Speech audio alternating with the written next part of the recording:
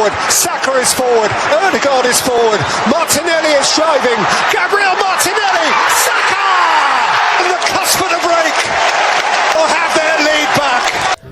የእግር ኳስ ሜዳዎች በዋንጫዎች በጭብጨባዎችና በደስታ እልልታዎች የተሞሉ ናቸው። ነገር ግን ከነዚህ ታላላቅ ታሪኮች በስተጀርባ በአንድ ክለብ ታሪክ ውስጥ የአንድን ትውልድ ሙሉ ተስፋ በብቸኝነት በትከሻው ላይ የተሸከመ አንድ ልጅ አለ። ይህ ታሪክ ስለ ስኬት ብቻ አይደለም። ይህ ታሪክ ስለ መውደቅ፣ ስለ መነሳት፣ ከሁሉም በላይ ደግሞ ስለ ጽናት ነው። እዚህ ጽናት ቫይብስ ላይ ዛሬ የዓለማችን ምርጡን ኮከብ ቡካዮ ሳካን አስደናቂና ልብ የሚነካ የህይወት ጉዞውን እንተርክላችኋለን። ይህንን ታሪክ ከመጀመራችን በፊት እንደ ሳካ ሁልጊዜ ለተስፋና ለጽናት የምትቆሙ ከሆነ አሁኑኑ ቪዲዮን ላይክ በማድረግ ጀምሩ። ቻናላችንን ሰብስክራይብ በማድረግም ቤተሰብ ይሁኑ። ለወዳጆቹም ሼር ያድርጉት።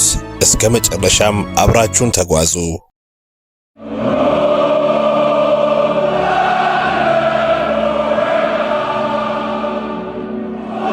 ያቺ ሌሊት ለዓመታት በናፍቆት በስቃይና በትዕግስት ለተጠባበቁት ለአርሴናል ደጋፊዎች የመዳኛ ሌሊት ነበረች።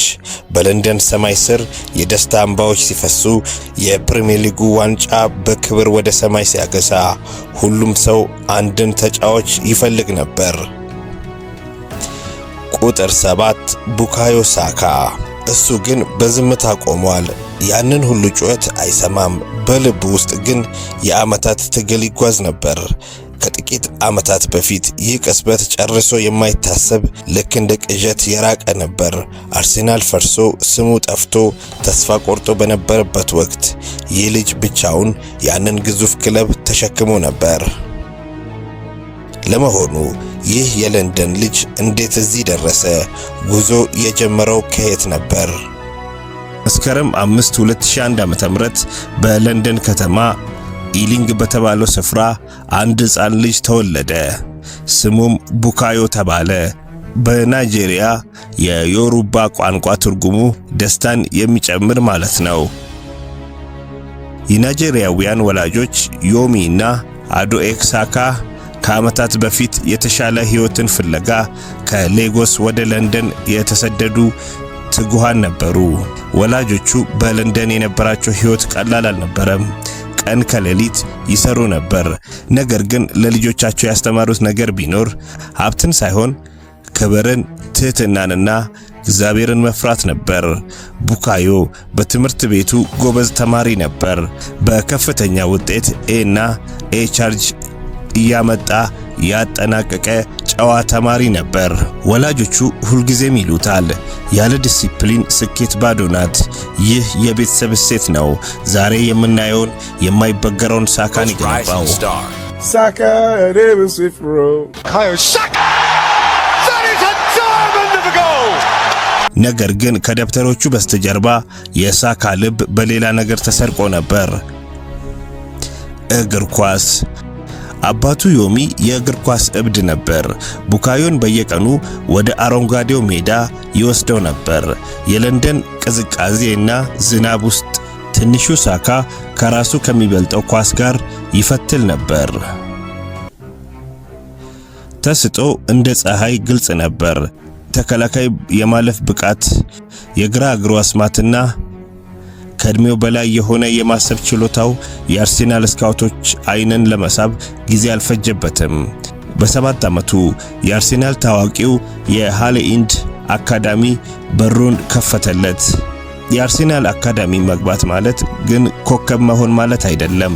በየዓመቱ በመቶዎች የሚቆጠሩ ሕፃናት ህልማቸውን ተቀጥፎ ይወጣሉ። እዚያ ውስጥ ውድድሩ ጨካኝ ነው። ሳካ ግን አልፈራም። እሱ ሌሎቹ ልጆቹ ሲደክሙ ተጨማሪ ሰዓት በመለማመድ ይታወቅ ነበር። የአሰልጣኞች ምስክርነት አንድ ነበር። ቡካዮ ሳካ የተለየ ነው። ስለ ክህሎቱ ብቻ አይደለም፣ ስለሚሰማውና ትዕዛዝ ስለሚቀበልበት መንገድ ጭምር ነው። በየደረጃው ያሉትን የወጣቶች ቡድን እንደ ማዕበል እያፈራረሰ መጣ። የለንደኑ ክለብ አዲስ አልማዝ ያረቀቀ እንደሆነ ያውቅ ነበር። From hailing concrete where the heart rate pounds, that faded red jersey on sacred grounds. ተመልካቾቻችን ይህ የሳካ የጽናት ጉዞ ልባችሁን እንደነካው ተስፋ እናደርጋለን። ታሪኩ ገና አሁን ነው ወደ ዋናው ምዕራፍ የምንሸጋገረው። እባካችሁ አሁኑኑ ቪዲዮ ላይክ ማድረጋችሁን እርግጠኛ ሁኑ። ለወዳጆቹ ታሪኩ እንዲደርስ ሼር አድርጉት። አዲስ ከሆናችሁ ደግሞ ቻናላችንን ሰብስክራይብ በማድረግ ቤተሰብ ይሁኑ። ህዳር 2018 ዓ.ም ዩክሬን ውስጥ በብርድ የተሸፈነች ሌሊት የአርሴናል ዋና አሰልጣኝ ኡናይ ኤምሪ ወደ ተጠባባቂ ወንበር ዞር ብለው አንድን የ17 ዓመት ታዳጊ ጠሩት። ቁጥር 87 የለበሰው ቡካዮ ሳካ ያ በዓለም መድረክ ላይ ለመጀመሪያ ጊዜ የታየበት ቅጽበት ነበር። ብዙም ሳይቆይ በጥር 2019 ዓ.ም የፕሪሚየር ሊጉ የመጀመሪያ ጨዋታውን አደረገ። በሜዳ ላይ ሲሮጥ የነበረው ፍጥነትና ፍርሃት አልባነቱ የአርሴናል ደጋፊዎችን ልብ በአንዴ ማረከ። አዲስ ኮከብ ተወልዷል አሉ። ነገር ግን ይህ መወለድ በታላቅ መከራ ውስጥ የሚያልፍ መወለድ ነበር። ከአርሰን ቬንገር መውጣት በኋላ አርሴናል ወደ ከባድ ቀውስ ውስጥ ገባ። ክለቡ ያሸንፋል፣ ይወርዳል፣ በደረጃ ሰንጠረዡ መካከለኛ ቦታዎች ላይ ይንገላታል። አንጋፎቹ ተጫዋቾች ተስፋ ቆርጠው ሜዳው ላይ ሲንቀራፈፉ ክለቡን ለማዳን ግንባሩን የሰጠው ግን ያው የ19 ዓመቱ ታዳጊ ቡካዮ ሳካ ነበር።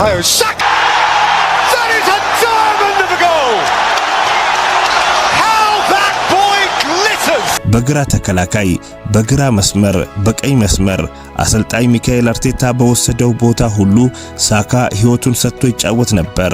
ቡድኑ ሲሸነፍ እንኳን ሳካ ብቻውን ያበራ ነበር። ማህበራዊ ሚዲያዎች በክለቡ ላይ ትችት ሲያዘንቡ ደጋፊዎቹ የሚጽናኑት ግን በአንድ ሰው ብቻ ነበር፣ በቡካዮ ሳካ የሜዳ ላይ ተጋድሎ። እርሱም የአርሴናል ብቸኛ የብርሃን ጭላንጭል ሆኖ ነበር። ሐምሌ 2021 ዓመተ ምህረት የመላው የእንግሊዝ አይን በዌምብሊ ስታዲየም ላይ አርፏል። የዩሮ 2020 ፍጻሜ ጨዋታው ወደ መለያ ምት አምርቷል። አምስተኛውና ወሳኙን ቅጣት ምት ለማምታት የ20 ዓመቱ ሳካ ወደ ኳሷ ተራመደ።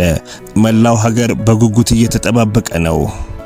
ከዚያም ኳሷ ከሸፈች፣ ህልሙ ጨለመ፣ እንግሊዝ ዋንጫውን አጣች። በዚያ ሰከንድ የሳካ ዓለም ተሰባበረች። ነገር ግን ከስፖርታዊ ስብራቱ በላይ ከጨዋታው በኋላ የተከሰተው ነገር የሰብአዊነት ጥቁር ነጠብጣብ ነበር። ማህበራዊ ሚዲያዎች የዘረኝነት ስድብ፣ በምቀኝነትና በጥላቻ ናሙናዎች ተሞሉ። ሳካ በክፉ ተነሳ። አንድ ወጣት እንዴት ይህንን ሁሉ መሸከም ይችላል? ነገር ግን እዚህ ላይ ነው የሰው ልጅ እውነተኛ ማንነት የሚፈተነው። መላው የአርሴናል ቤተሰብ እና እውነተኛ የእግር ኳስ አፍቃሪዎች በዙሪያው ቆሙ። በጥላቻ ፈንታ የፍቅር ማዕበል አጥለቀለቀው። ይህንን ታሪክ ስንሰማም ውድ የጽናት ቫይብስ ቤተሰቦች ለዚህ ጀግና ክብር ሲባል ቪዲዮን ላይክ ያድርጉ። የጽናት ቫይብስ ቻናልን ሰብስክራይብ ያድርጉ እና ይህንን አስገራሚ መነሳሳት ታሪክ ለሌሎች ሼርም ያድርጉት። ብዙዎች ሳካ ከዚህ ስብራት በኋላ ሊመለስ አይችልም ብለው አስበው ነበር። ነገር ግን ሳካ የተሰራው ከሌላ ነገር ነው፣ ከብረት። ከመከራው ማግስት ተነስቶ ወደ ሜዳ ሲመለስ ይበልጥ ጠንካራ፣ ይበልጥ ጨካኝ እና ይበልጥ ጎል አስቆጣሪ ሆኖ ተገኘ። በየጨዋታው ግቦችን አቀናበረ፣ መረቦችን አወዛወዘ። በእንግሊዝ ብሔራዊ ቡድንም ሆነ በአርሴናል ውስጥ የማይተካው መሪ እሱ መሆኑን አነገሰ። ጥላቻን በፍቅር፣ ውድቀትን በስኬት መለሰው። ያ የ20 ዓመት ልጅ የነበረው ታዳጊ አሁን ጎልማሳና ወንድ መሪ ሆኗል። በሚካኤል አርቴታ መሪነት አርሴናል ወደ ቀድሞ ክብሩ ሲመለስ የዚህ አብዮት እምብርት ሳካ ነበር። በየሳምንቱ የሚያሳየው ወጥ አቋም፣ በትላልቅ ጨዋታዎች ላይ የሚያስቆጥራቸው ወሳኝ ግቦች አርሴናልን ከአውሮፓ ኃያላን ተርታ መልሶ አሰለፉት። እሱ እሱ አሁን ተራ ተጫዋች አይደለም። እሱ የለንደን ኩራት፣ የአርሴናል አርማ እና በሚሊዮኖች የሚቆጠሩ ወጣቶች ደግሞ አሪያ ነው። ክለቡን ከደረጃ ግርጌ አንስቶ እስከ ዋንጫ ፉክክር ማማ ድረስ አብሮት ተጉዟል። የአውሮፓ ሻምፒዮንስ ሊግ የታላላቅ መድረክ ሳካ ገና ሕፃን እያለ በቴሌቪዥን ይመለከተው የነበረውን ያ ታላላቅ ህልሞች ሁሉ አሁን እውን ሆኗል። አርሴናልን ወደዚህ መድረክ የመለሰው እሱ ነው። አሁንም በአውሮፓ ሰማይ ስር ስሙን በወርቅ ቀለም እያጻፈ ይገኛል። ፈተናዎቹ አሁንም ይቀጥላሉ። ተከላካዮችም ሊያስቆሙት ይሞክራሉ። ሜዳ ላይ በጭካኔ ይገጩታል። እሱ ግን ሁልጊዜ ፈገግ እንዳለ ነው። ምክንያቱም ከፊቱ የሚጠብቀውን ታላቅ ክብር ያውቃልና። ታሪኩ ወደ ማጠቃላይ እየደረሰ ነው። ወዳጆቻችን ይህንን ድንቅ ሥራ ለወዳጅ ዘመዶ ሼር ያድርጉት። ቪዲዮ ላይክ በማድረግ ለሌሎች እንዲደርስ አድርጉን። እንዲሁም ቻናላችንን ሰብስክራይብ ካላደረጉ አሁኑን ያድርጉ። ከዝናው ከገንዘቡና ከትላልቅ ስፖንሰርሺፕ በስተጀርባ ቡካዮ ሳካ የድሮ ትሁት ልጅ ነው። በናይጄሪያ ለሚገኙ በመቶዎች ለሚቆጠሩ ሕፃናት የሕክምናና የሰርጀሪ ወጪዎችን በመሸፈን ሕይወታቸውን ቀይሯል። እሱ ለቤተሰቡ ያለው ታማኝነት፣ ለእምነቱ ያለው ታማኝነት ፍጹም የተለየ ያደርገዋል። ሁሉንም ነገር ለሚያደርግልኝ ለእግዚአብሔር ምስጋና ይሁን ይላል። ሁልጊዜ ይህ ከኳስ ተጫዋችነት ባለፈ ታላቁ የሰው ልጅ የሚያደርገው ነገር ነው። የቡካዮ ሳካ ውርስ ወይንም ሌጋሲ ምንድነው? እሱ ለንደን ውስጥ ላደጉ ጥቁር ሕፃናት፣ በስደት ለሚኖሩ አፍሪካውያንና ተስፋ ለቆረጡ ወጣቶች በሙሉ የህልም መናገሻ ነው። በሰዎች ዘንድ የሚወደደው ስንት ዋንጫ ስላነሳ ወይም ስንት ጎል ስላስቆጠረ ብቻ አይደለም፣ በችግር ውስጥ ላልተንበረከከው ማንነቱ ነው። አንዳንድ ተጫዋቾች በዋንጫዎቻቸው ይታወሳሉ፣ አንዳንዶቹ ደግሞ በጎሎቻቸው። ቡካዮ ሳካ ግን ከዚህ ሁሉ በላይ በሆነ በታላቅ ነገር ይታወሳል፣ እሱም በተስፋ። ምክንያቱም አንዳንድ ጊዜ ተስፋ ያልቆረጠው ያ ትንሹ ልጅ ውሎ አድሮ ዓለምን የሚቀይር ታላቅ ሰው ይሆናልና። ውድ የጽናት ቫይብስ ቤተሰቦች የቡካዮ ሳካ ጽናትና የተስፋ ታሪክ ይህንን ይመስል ነበር። ትቆሙ እንመኛለን። ይህንን ቪዲዮ ከተመቻችሁ አሁኑኑ ላይክ ያድርጉ። ይህ ታሪክ ለብዙዎች እንዲደርስ ሼር ማድረጎን አይርሱ። በቀጣይ እንዲህ አይነት ድንቅ ሲኒማቲክ ታሪክ እንዲደርሳችሁ ቻናላችንን ሰብስክራይብ በማድረግ የደውል ምልክቱን ይጫኑ። በኮሜንት መስጫው ስለ ሳካ ያሉትን አስተያየት ያስቀምጡልን። በሚቀጥለው ቪዲዮ እስከምንገናኝ ጽናት ለሁሉም። ጽናት ቫይብስ። ይህ ቪዲዮ እንደጠቀማችሁ ተስፋ እናደርጋለን። ሐሳብ አስተያየታችሁን ኮሜንት ላይ ጻፉልን። ሰብስክራይብ፣ ላይክ እና ሼር ማድረጉን አይርሱ። ጽናት ቫይብስ ነው።